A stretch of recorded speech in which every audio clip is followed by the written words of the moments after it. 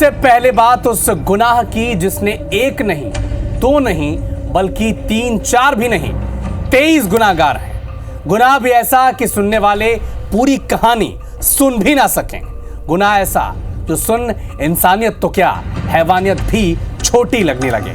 ये गुनाह हुआ वाराणसी में और इसकी पूरी कहानी अब हम आपको दिखाने जा रहे हैं। इसे देखकर हम खुद भी अचंभे में हैं कि क्या सच में यही घोर कलयुग है और क्या महिलाओं की समाज में बस यही जगह रह गई है। इस रिपोर्ट में आप देखें।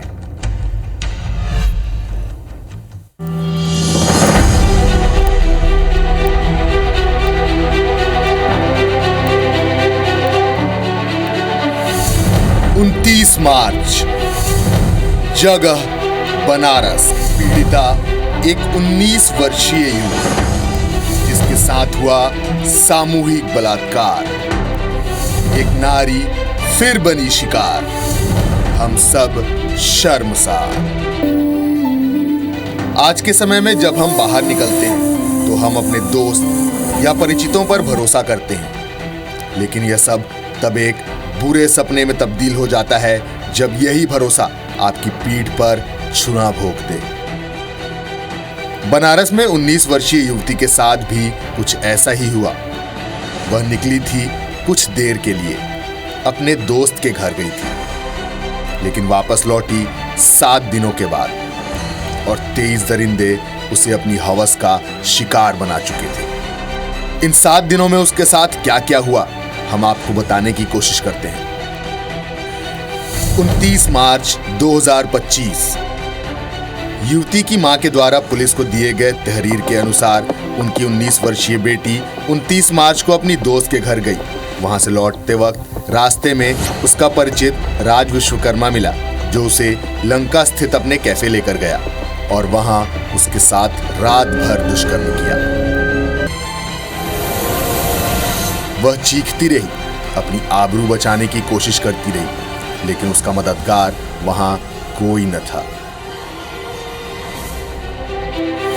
30 मार्च जब अगले दिन कैफे से किसी तरह निकली तो युवती को समीर मिला, जो कि अपने दोस्त के साथ बाइक से युवती को हाईवे पर ले गया। बाइक पर ही युवती के साथ उसने गलत हरकत की और फिर नदेसर के पास उसे छोड़ दिया। 31 मार्च युवती पूरी रात बदहवास पड़ी रही। 31 मार्च को युवती के पास आयुष नाम का लड़का अपने 5 दोस्त सुहेल, दानिश, अनमोल, साजिद और जाहिर के साथ मिला। सभी उसे बहला फुसलाकर अनमोल के मलदैया स्थित कॉन्टिनेंटल कैफे लेकर गए। वहां नशीला पदार्थ पिलाने के बाद सभी ने युवती के साथ कैफे में ही स्थित एक कमरे में दुष्कर्म की वारदात को अंजाम दिया। युवती खुद को बचाने के लिए गिड़गिड़ाती रही, लेकिन इन दरिंदों को बिल्कुल भी रहम नहीं आई। युवती किसी तरह वहां से निकली। 1 अप्रैल को साजिद नाम का लड़का अपने एक अन्य दोस्त के साथ युवती को गर्ल्स हॉस्टल ले जाने के बहाने होटल में लेकर गया। यहां मौजूद लोगों ने युवती को होटल में आए कस्टमर का मसाज करने के लिए कहा। पीड़िता ने इनकार किया तो वहां मौजूद एक अज्ञात व्यक्ति ने युवती के साथ दुष्कर्म किया और फिर उसे वहां से बाहर निकाल दिया। वहां से निकलने के बाद रास्ते में युवती को इमरान नाम का युवक मिला, जो उसे जबरदस्ती बाइक पर बैठाकर होटल में ले गया। वहां नशीला पदार्थ देकर दुष्कर्म किया। किसी तरह वहां से निकली तो साजिद अपने 2 दोस्तों के साथ मिल गया। सभी उसे औरंगाबाद स्थित गोदाम ले गए। वहां एक लड़का पहले से मौजूद था, जिसको साजिद जैब नाम से बुला रहा था। यहाँ पर जैब ने युवती के साथ दुष्कर्म की वारदात को अंजाम दिया। वहां से साजिद अपने दोस्त अमन और एक अन्य व्यक्ति के साथ युवती को लेकर एक रूम में गया। वहां साजिद के दोनों दोस्तों ने मिलकर युवती के साथ दरिंदगी की। इस घटना के बाद इन दरिंदों ने युवती को किसी अनजान जगह पर छोड़ दिया। उनके चंगुल से किसी तरह निकलकर युवती सिगरा आईपी मॉल के पास पहुंची, जहां किसी तरह रात गुजारी।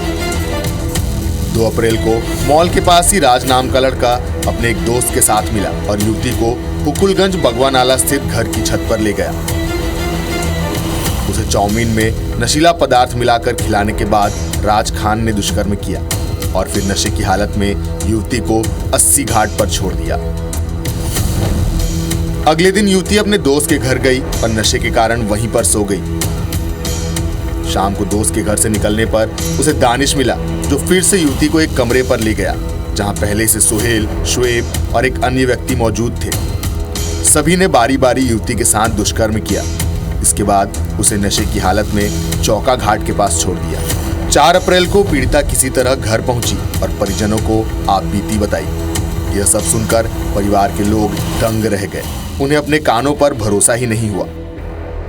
इन 7 दिनों में 23 युवकों ने 19 वर्षीय युवती के साथ सामूहिक दुष्कर्म जैसी वारदात को अंजाम दिया। 7 दिनों तक उसे अपनी हवस का शिकार बनाते रहे। इन दिनों में स्थान और चेहरे बदलते रहे, लेकिन युवती को जो भी मिलता वह हैवान ही निकलता।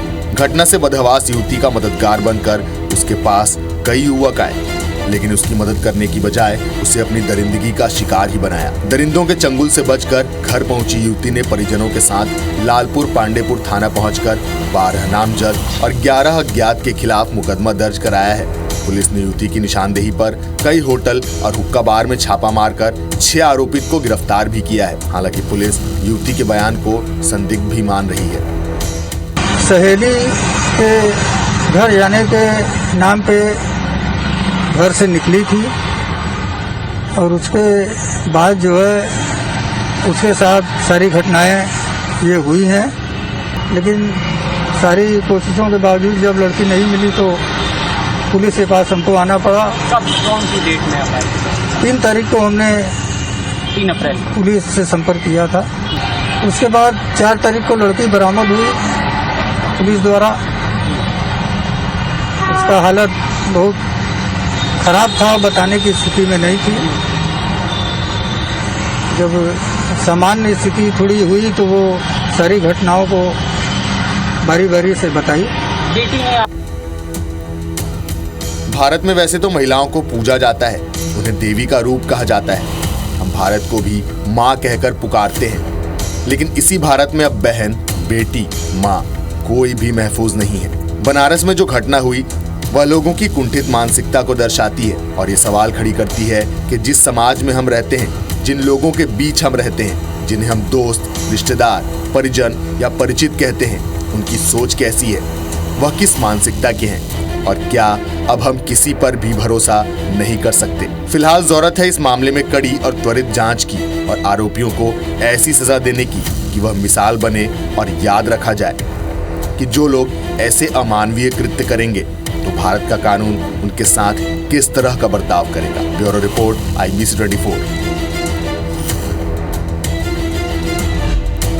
तो मोक्ष की नगरी काशी में जो महापाप हुआ है उस युवती के साथ, इस खबर को जिसने भी सुना उसके मन में कई सवाल उठे, और सवाल इंसानियत को लेकर भी थे और सवाल परवरिश को लेकर भी थे।